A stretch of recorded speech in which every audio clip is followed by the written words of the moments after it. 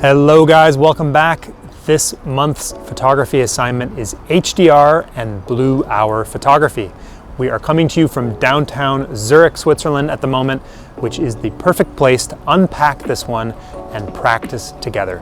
But actually, the cool thing about this HDR technique is that you can use it in so many different landscape and cityscape contexts. So what is HDR photography and what is the blue hour? Let's define a couple of quick photography terms. HDR stands for high dynamic range, and it basically means that we'll be capturing a series of shots from the scene which range in brightness, and then we'll be combining all of those with a special process in Lightroom to end up with an image that has much more detail and tonal range than we would ever be able to capture in one single exposure. The advantage is that we get rich details in both the brighter and in the darker parts of the picture, which would be very difficult to achieve with a standard one exposure shot. It works great in the cityscape context, but it's also super handy for other landscape photography situations, even out in nature. But practicing here, closer to home, is a great way to set yourself up for success before your next landscape or travel adventure. Our plan is to do these HDR shots during the blue hour, which is this short period of time, it's not even an hour, which happens early in the morning before the sun rises or late in the evening after the sun sets. The reason why blue hour is so great is because the brightness levels of the sky and the foreground are as close to equal as they will ever be. As the sun sets, the sky gets darker, turning into a nice blue as the sun sinks behind the horizon until eventually the whole scene gets totally dark, and then we know that our shoot is over. But while it's still blue, it's a perfect opportunity to capture our shots, because between that deep blue sky and the warm lights of the city, we get a great color combination since blue and amber are basically complementary colors. The key to pulling this off is getting your game plan together in advance. And that means knowing where you're gonna go and when you need to be there before the blue hour strikes. So we'll talk about composition when we're out there setting up on our shots, but I'll just mention that we've already used a smartphone app to plan our timing for this shoot. There are many different apps out there, and they all give you the same information. You can even go online and get tables that tell you when the blue hour is happening in your time zone at every different time of year. By the way, to get the most out of this, you need to be at an intermediate level with your skills. So don't forget that we've got a great beginner's photography course waiting for you over at viewfindermastery.com. It's called Digital Photography 123. And in that course, we cover all the basics about shutter speed, aperture settings, ISO, shooting modes, focusing, white balance, metering, raw photos versus JPEGs, and so much more. So if you're new to photography, go and check that out and get yourself up to speed on the fundamentals of photography first. So we know from checking our app that the blue hour tonight is only going to be a blue 43 minutes. So let's head out into the city and figure out our game plan before the blue hour is upon us.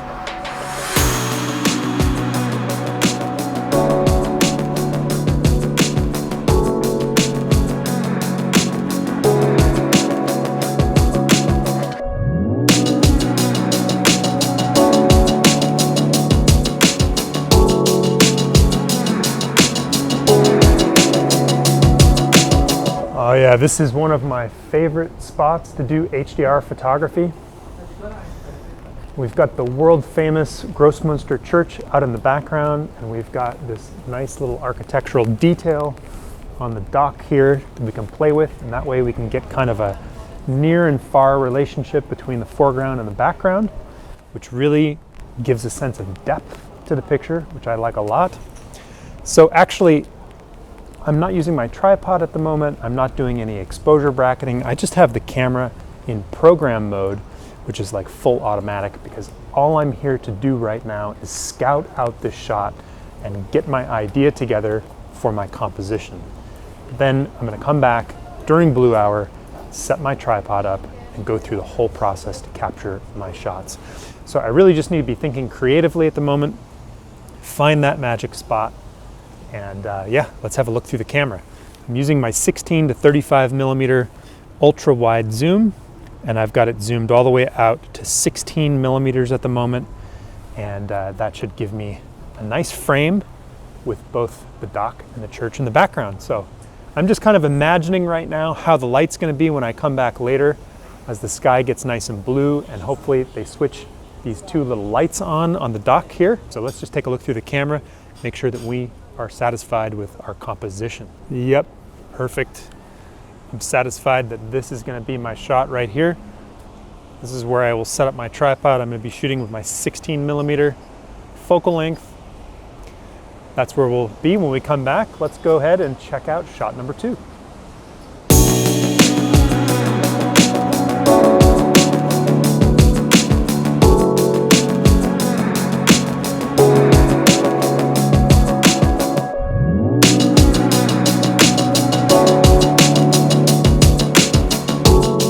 Okay, we have got a great location for shot number 2.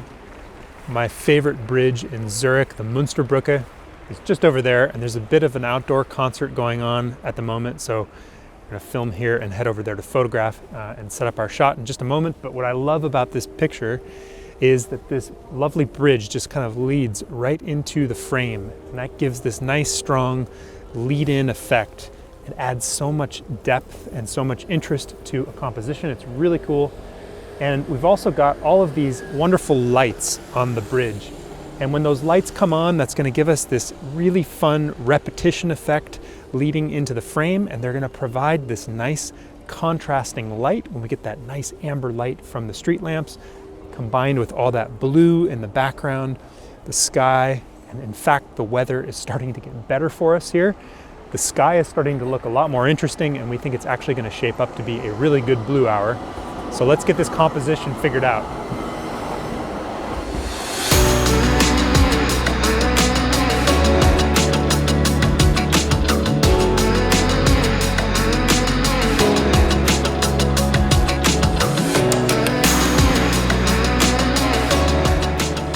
Okay, we know exactly where to come back to with the tripod. Did a couple quick test shots just in full automatic mode. Let's head out and check out shot number 3.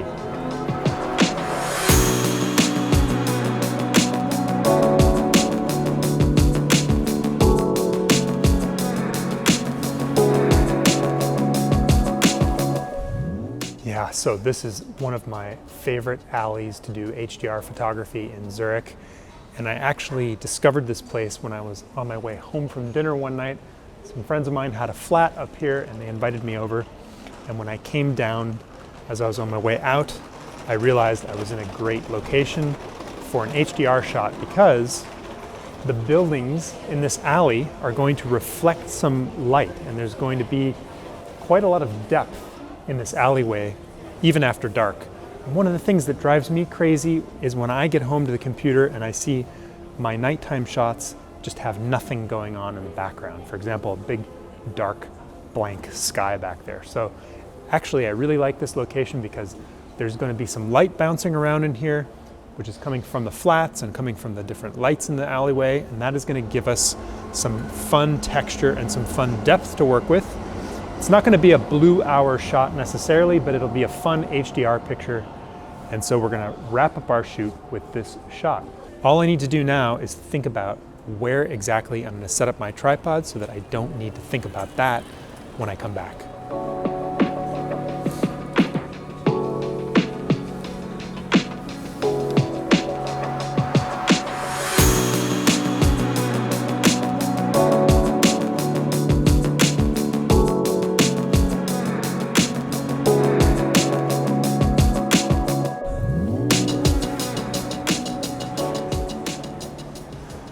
All right, that's the magic spot.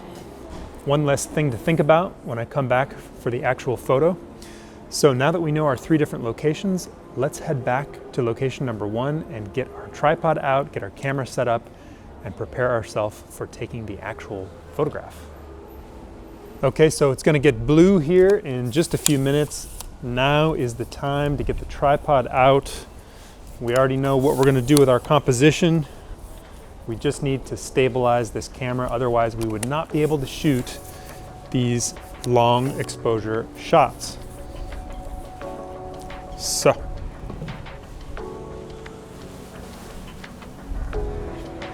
let's set it up.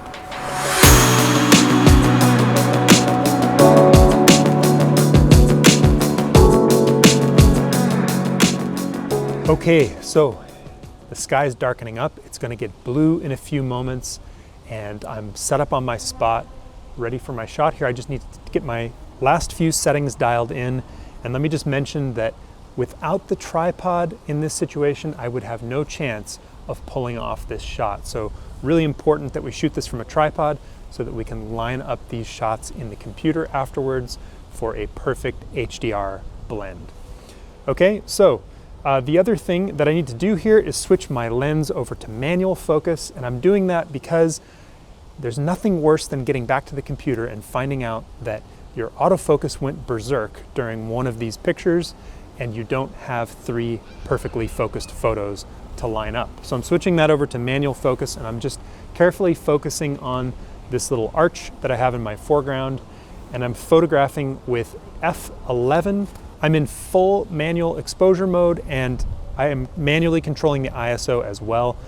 If the ISO is set to auto, then it's constantly adjusting, and that's not what we want here. So that's been set up. I'm sticking my white balance on incandescent or indoor mode because I want to see that sky become even more blue, and that white balance setting will give it to me.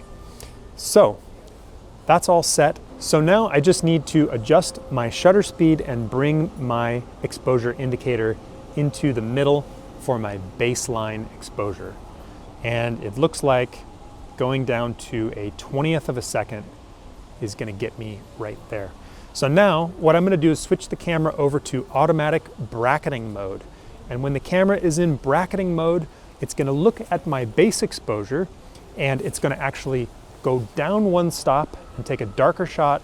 It's going to take my middle exposure, and it's going to take an overexposed shot too. So I end up with 3 pictures that I can blend together in Lightroom to give me this HDR effect.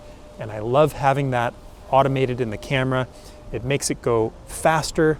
I have to do less thinking while I'm out here, and I can just be more efficient with my shooting. Okay, for an aperture, I'm going to go ahead with f11 in this case. That's going to give me plenty of depth of field with this wide angle lens. I don't need to go any further, and I don't gain anything by going down to f16 or f22 because that's just going to lengthen my exposure time dramatically. And since I'm shooting from a dock, I do have to worry a little bit about vibrations, and I'd rather keep the shutter speed a little bit shorter if I can.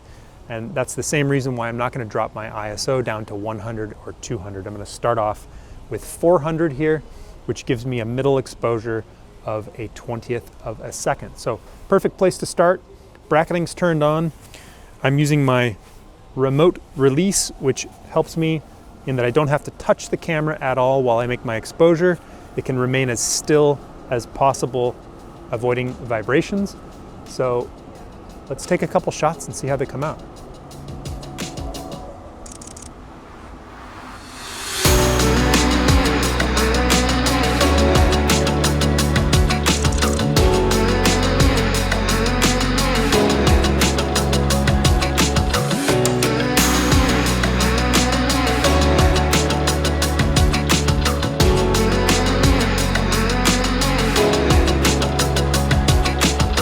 Okay, before we head out here, I just want to make one more set of shots just to be safe, because you never know what might happen.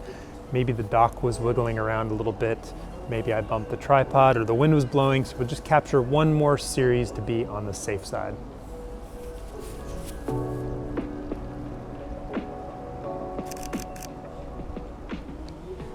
All right, let's call this a wrap and get over there before it's too late.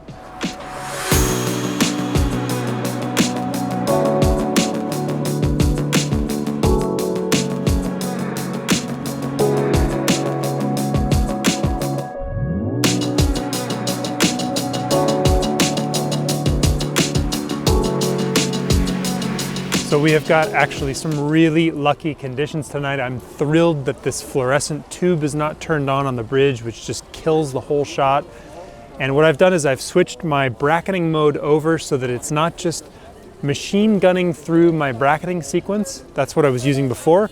But actually now what I'm doing is I'm actually physically triggering each of the shots in my bracket series, and that's giving me the chance to watch for cars and bikes and people who are standing around in my shot, because I don't want that to spoil one of my frames. So now that the car's over the bridge here and these people have moved on, I'm going to start doing another sequence. And I'm starting with my darker shots, moving my way up. Here comes a car, so I'm gonna stop and wait till it's over the bridge.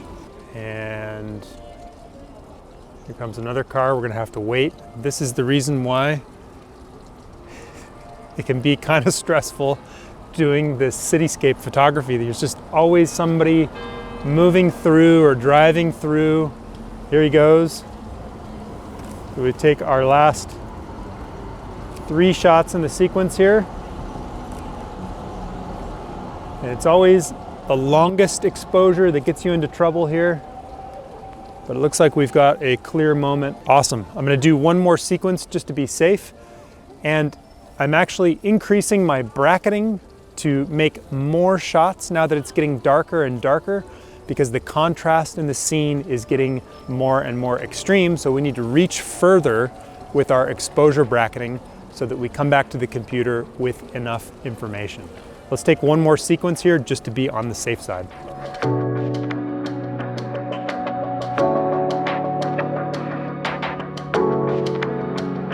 Just gonna adjust my composition and shoot another sequence a little bit wider so that I have enough room to correct for a little bit of distortion in Lightroom. Let's just get this last sequence. Check my focus quickly. Looks great. Using the remote control. 1, 2, 3, 4, 5, 6, 7.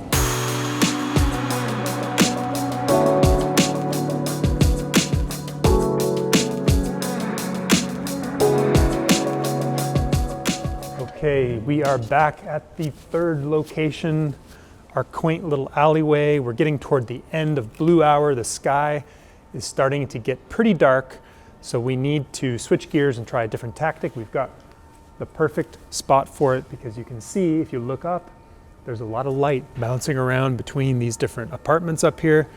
It's giving the shot a lot of atmosphere, and I think it's gonna work nicely. So we just need to get back to the place that we scouted out before, set up the tripod, and snap another series of exposures.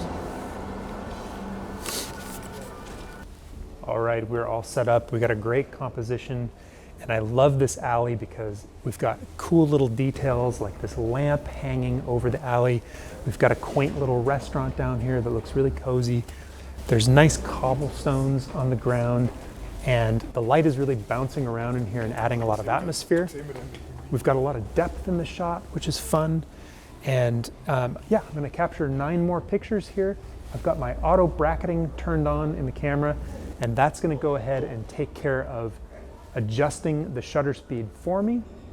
One less thing to think about and one less way to go wrong when the camera is doing all that for us. So I'm gonna capture my 9 shots here. I'm gonna use my cable release or my remote release to make sure that I don't get any camera shake. And I'm really curious how this comes out. Let's see how it goes.